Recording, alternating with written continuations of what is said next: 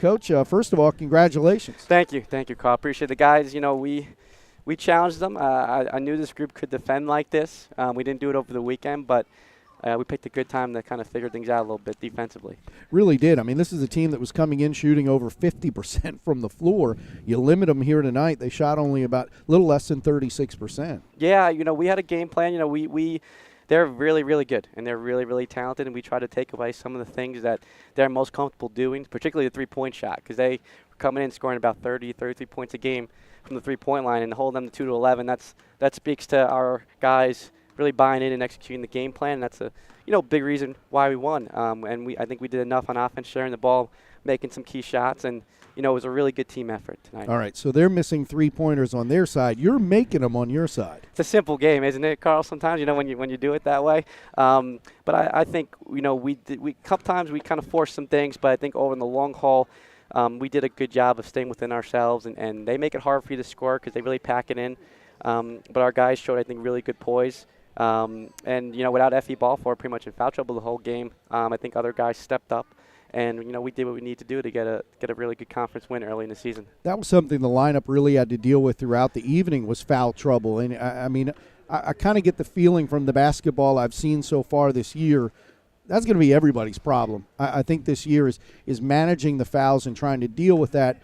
And you need other guys to step up. And, you can pull whatever number you want out of any game. And I was just looking at the first two games.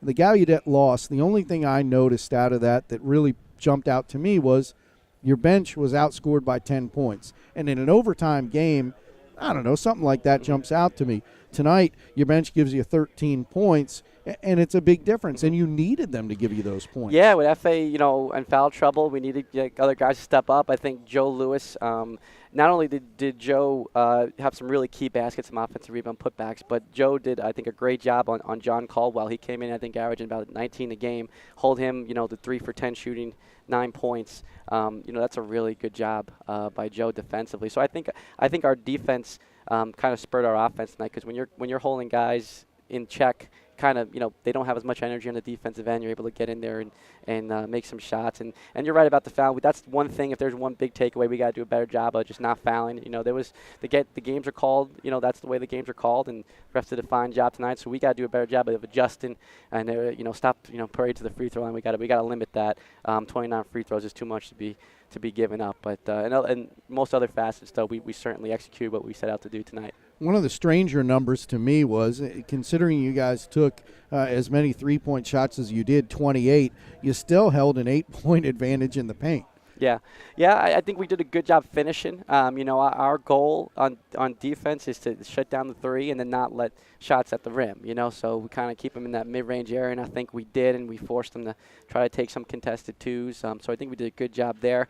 And guys like Kevin Saylor, Bryce Boggs, and Joe Lewis did a good job finishing when they got in there. So we moved the ball pretty well and were able to get some pretty good high percentage shots and complete them. You have guys that are willing to go in and take that shot. You have guys that are willing to go in and kick, and sometimes they're the same guy. Yes. And that's got to be difficult for a defense to deal with, because a lot of times a player, when he drives in, he's going to take the shot. Mm-hmm. Or when he drives in, there's no way he's taking the shot. I don't know if you can put any of your guys in that bottle. And that's what we like. We really look for versatility when we go out on the recruiting trail, and we like guys that are versatile. And I think for the reasons you just said, it's hard to just take away one thing when you have the ability to put it on the floor but also catch and shoot three. And that, I think when we're clicking, that's what's going on. So I think it makes us hopefully harder to guard when we got guys on the floor that can do all those things. Got to be pleased, though, with a big win here, almost a 20-point win over a Roanoke team that was coming in, undefeated and looking on paper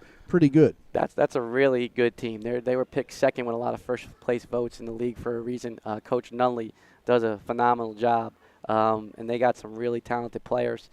So I told the guys that, we got to play them again, and they're going to certainly be ready for it. So between now and when we play them in February, we got to get that much better. And this can't be the highlight of our season. We got to keep going forward from here and getting better. What were you able to do to keep guys like Freund and Caldwell kind of in check? And I know Freund wound up with some big numbers, but the numbers kind of came after you guys already had the big lead.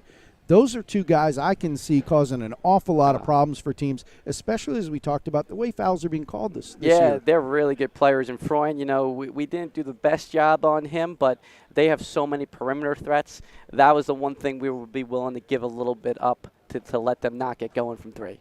I'm not really a smart guy, but I know three is worth more than two. So, we were able to kind of give a little bit of that up. We could have done a better job on him, but holding Caldwell in check and not letting him get going from the perimeter and not letting those other guys get going from the perimeter, I think took them out of their rhythm a little bit and probably was a big difference maker in the game. Coach, congratulations. No, Appreciate the time very much. Thanks so much, and it's great having you here. You're too kind. But I want to say, Bill Phipps would have loved this game. I wish he was here to see it, and we miss him, but this one was for him right here. I think about him every game, and I was going to ask him if I could call him. How does he sit on this stool exactly and handle the game? It's little things like that Bill and I would often have conversations about. And I know back here he would talk about his working space and he'd say, I'm just trying to figure out a way to get comfortable. And man, I missed Bill after every football game. It was the first call I wanted to make. Right.